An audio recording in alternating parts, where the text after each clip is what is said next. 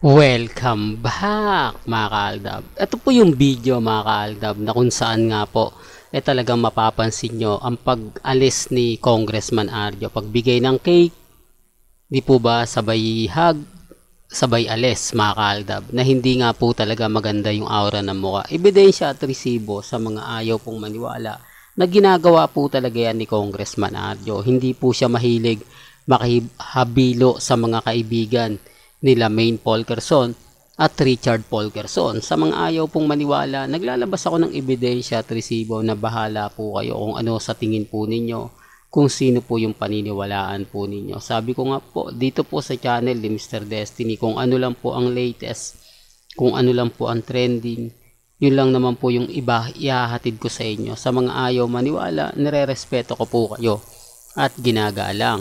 Di po ba? May kanya-kanya tayong pananaw at opinyon. Ito mga kaaldab yung ebidensya at resibo na talaga naman pong mapapaisip po kayo. Di po ba? Lalo na nga po sa mga taong dumadaan at bumibisita sa channel ko mga kaaldab. Kaya nga po ako number 1% updated na updated. Nagpapakita tayo ng ebidensya at resibo. Gaya nga po na sinabi natin, si Alden Richards po tahimik pero nagtrending, no? Kumbaga hindi siya katulad ng mga posts ng mga army, talagang pinupush po nila. Yung mga photos po, hindi po iba, yung iba doon, di totoo yun. Late na po yun, kumbaga matagal na. Gaya po nito mga kaaldab. Ito pagpapatunay lang po.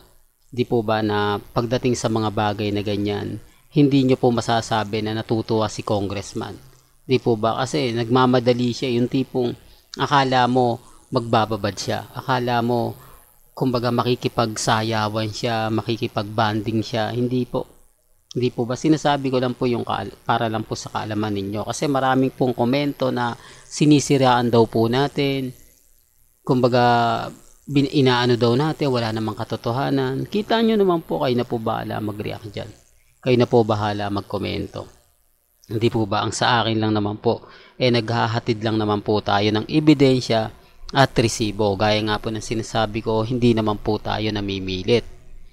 At dito naman po sa channel ni Mr. Destiny, wala naman pong pilitan. Di po ba? Lahat po ng mga gusto nyo pong mapanood, mapakinggan, kampante lang po kayo. Di po ba? Ako masaya po ako sa mga nangyayari, sa mga nakikita natin. Pabor man o hindi, kailangan updated po kayo. Kailangan lahat po ng mga kaganapan, alam po ninyo. Kaya nga po yung iba, ang daming reaksyon, ang daming komento Di po ba? Tapos sasabihin nila, fake news daw po ako. Wala naman pong problema, hindi naman po ako namimilit. Di po ba?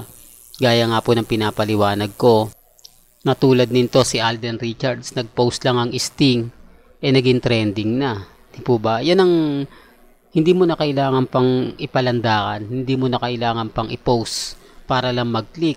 Di po ba? Samantalang si Mengay, talaga naman pong binigay po ni Alden Richards. Pero gaya nga ng sinabi natin, mas malakas pa rin po ang Aldab.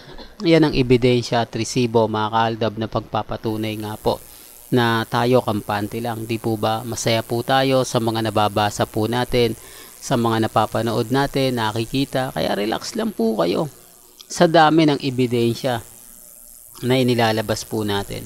Sa dami ng mga komento na nakikita ninyo, di po ba? Depende na lang po yan sa mga magre-react. Sabi ko nga po sa inyo dito po sa channel ni Mr. Destiny. Abay, tumutok lang po kayo dito po sa channel ni Mr. Destiny. Kaya nga sabi ko sa inyo mga kaaldab, kampante lang, di po ba?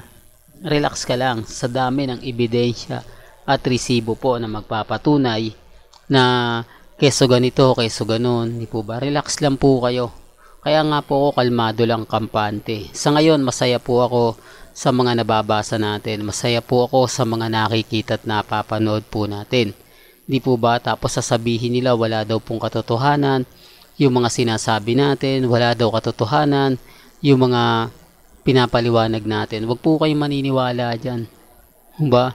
Kaya nga po ako relax lang. Kaya nga po ako kampante at matatag. Sa dami ng ebidensya na binabato po natin, sa dami ng galit po sa akin, po ba kung pagko-combine mo, masasabi mong may mali, di po ba? Tama naman po ako, di po ba? May mali. Kasi bakit nga po ba gigil na gigil sila sa akin? Ano nga po ba ang ibinabato ko na kailangan nilang katakutan.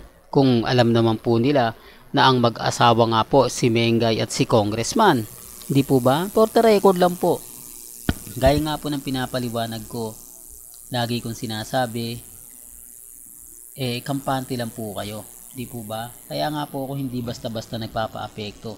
Hindi tayo basta-basta nagpapatalo sa kanila. Di po ba? Tapos ako tuloy-tuloy lang. Sila gigil na gigil. Habang tumatagal, lalong patindi ng patindi. Kaya nga sabi ko, pasensya na po kayo kung bakit ko ito sinasabi. Kumbaga gigil na gigil po talaga sila. Gusto nila yung mga update lang, walang pambasag. Di po ba? Kasi maraming ang kumu-question.